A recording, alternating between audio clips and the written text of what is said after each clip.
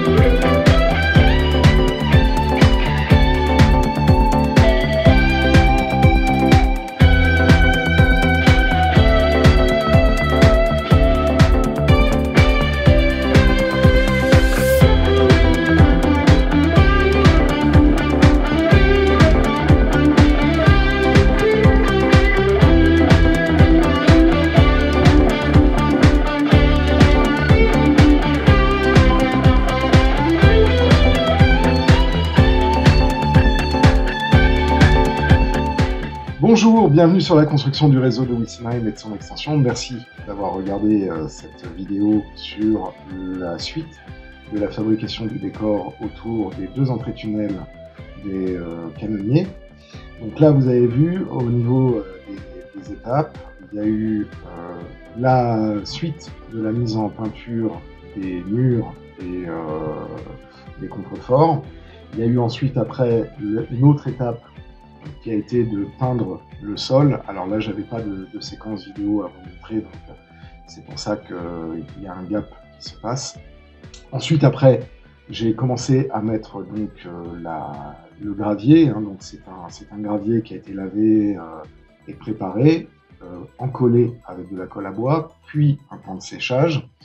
Ensuite, après, il y a eu la mise en place du weathering, du premier weathering en fait, du mur, des murailles et des entrées de tunnel. Donc là, c'est un brossage à sec qui se fait avec trois gammes trois tons en fait de blanc, hein, un blanc titane, un jaune de Naples et un blanc terre de Sienne, un blanc brûlé, pour justement casser l'uniformité et ne pas avoir un truc tout blanc, parce que il faut quand même garder du contraste.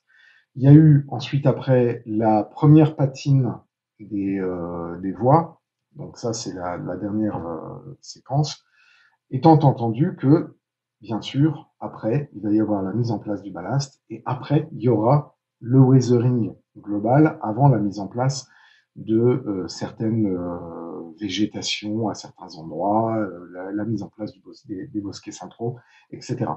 Donc tout ça, maintenant j'ai un petit temps d'attente, parce qu'il faut que tout ça sèche bien avant de pouvoir continuer la pose du ballast. Donc ça sera dans une prochaine vidéo. Je vais poser le ballast et je vais ensuite continuer à mettre en place les voûtes et le sol autour de ces voûtes de chaque côté pour donner l'impression de profondeur au tunnel.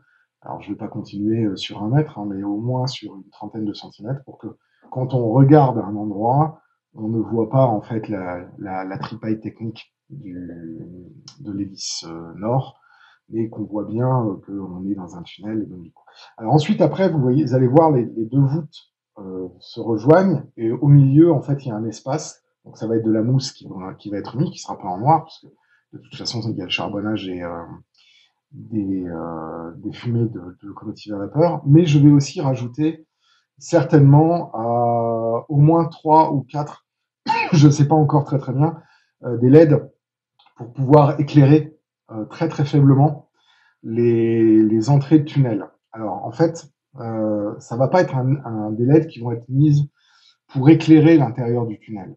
Ça va être simplement, elles vont être mises avec une très forte résistance pour venir donner simplement un tout petit peu de lumière. Et en fait, pourquoi je fais ça? Parce que quand je vais utiliser la voiture caméra ou plus tard d'autres produits qui sont en cours de réflexion, mais j'aurai l'occasion d'en reparler et c'est pour l'instant complètement prématuré pour en parler maintenant.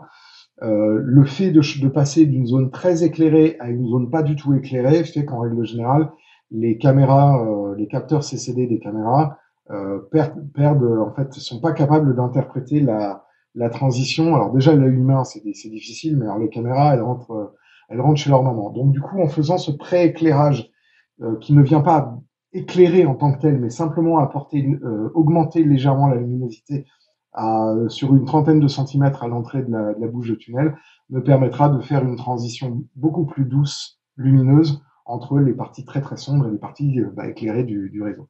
Voilà, donc ça c'est un petit détail, mais je voulais vous en parler maintenant parce que ça nourrit le fruit de la réflexion et c'est maintenant qu'on y pense, justement. Voilà, j'espère que vous avez aimé cette vidéo. Si vous voulez, n'hésitez pas à laisser des messages dans la section commentaires. Abonnez-vous à la chaîne si ce n'est pas déjà fait. Mettez-nous un petit pouce vers le haut, ça nous fait plaisir et ça permet d'augmenter le référencement de la chaîne. Et moi, je vous dis à très bientôt pour d'autres vidéos sur la construction du réseau de WISMI.